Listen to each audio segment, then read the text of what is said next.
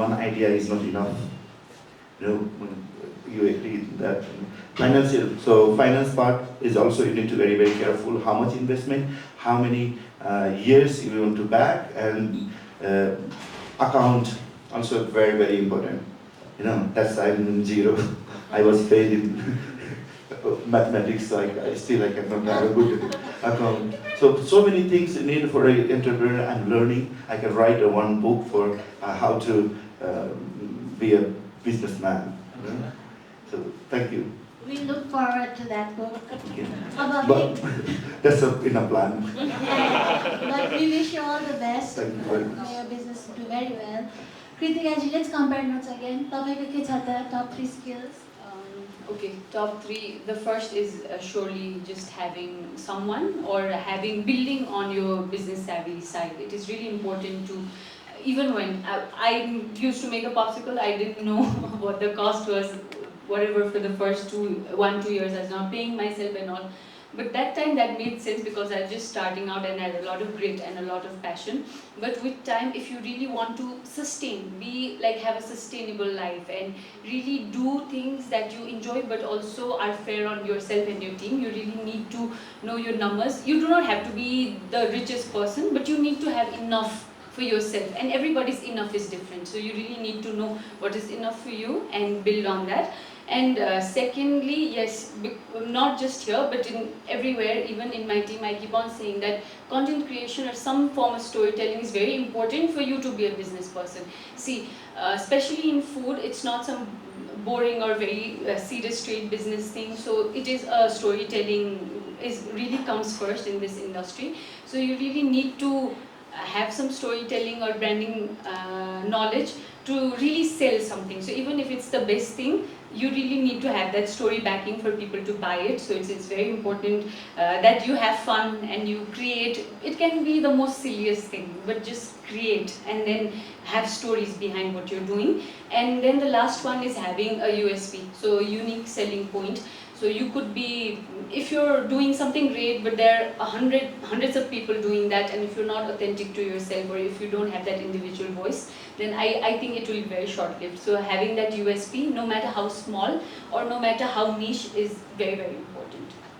Yeah, so let me summarize. Thank you for those insights, all three. And even for me, मलाई नै एउटा कुरा के अहिले यही panel discussion बाट के मेरो दिमागमा आयो भन्दाखेरि, because food is so close to emotions, like Mr. Harper also said, it's actually the curries and things that you remember even when you are going out on going out with people and like that.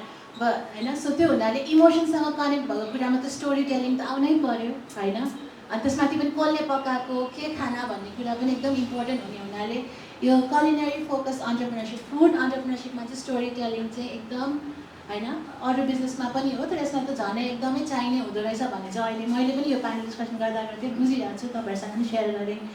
So then, let me again come back to you, Mr. Harper. Now that we know the top 3 skills from all 3 panelists, please share for the benefit of the audience, how can the US Embassy programs and fellowship help build these skills, and also if it can connect youth with the global networks.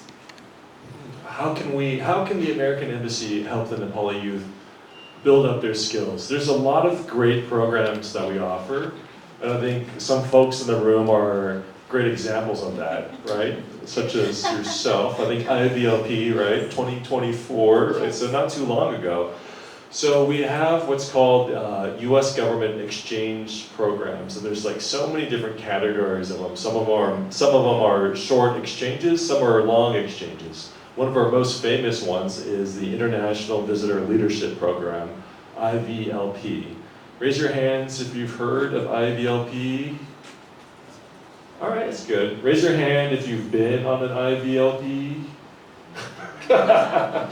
All right, good. So we have some folks in the room here. So with IVLP, it's basically people from around the world who are experts in whatever category. Maybe next year we'll have something on culinary business diplomacy or something like that.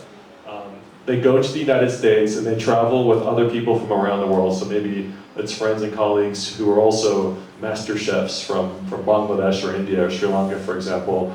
They go to the US and they meet their counterparts in America and they meet their fellow chefs And they talk about best practices, and they get to go travel around the United States and build connections. And so whether it's a chef, whether it's an entrepreneur, whether it's someone in IT, whether it's an artist or someone just working on cultural preservation projects, we have so many different campaign or exchange programs that happen around the year.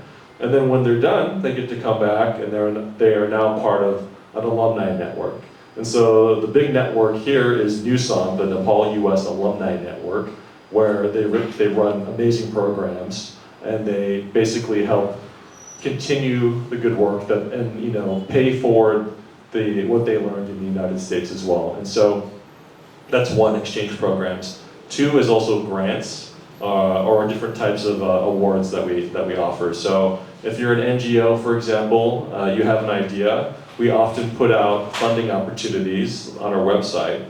And so right now for us, our big focus is on economic and commercial diplomacy, because really we feel that by creating opportunities here in Nepal, Nepalis will help Nepal grow, right? And so we're just trying to help create those opportunities for people. So we're definitely open to whatever ideas you might have, or your friends might have, or your business partners might have. Just feel free to share them with us or with NUSON, and we'll see how we can partner together. And again, it's all about skill development. So that's grants. Another area of partnership is also just through funding. And so we have an agency called the U.S. Development Finance Corporation, DFC. And so that's an agency that supports a lot of projects related to infrastructure, critical mineral mining, data centers, technology. I know probably most of you are not in this room are not involved in those spaces, but you might have friends or contacts or business partners who are in these new kind of emerging fields. And so they're interested in just starting conversations with these businesses and seeing how they might be able to form partnerships, whether it's through like giving a small loan or taking equity in companies. So do you guys watch Shark Tank, for example? So it's kind of like that, the DFC looks for partners and they see if they can take equity or stakes in their company. So like it's really just creating new business partnerships between Nepalis and this U.S. agency.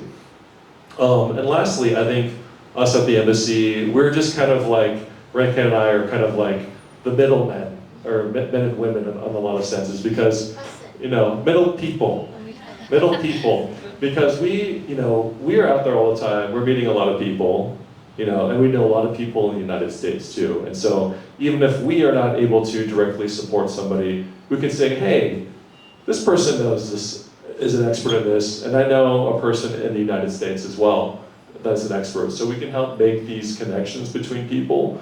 And one big area that I think is so obvious is just the diaspora, Nepali American diaspora. There are so many amazing, talented Nepali Americans who have, who are looking to give back to their communities and have, considerable capital as well to invest in some of these new ideas in Nepal. So we're just helping build bridges and connections between people too.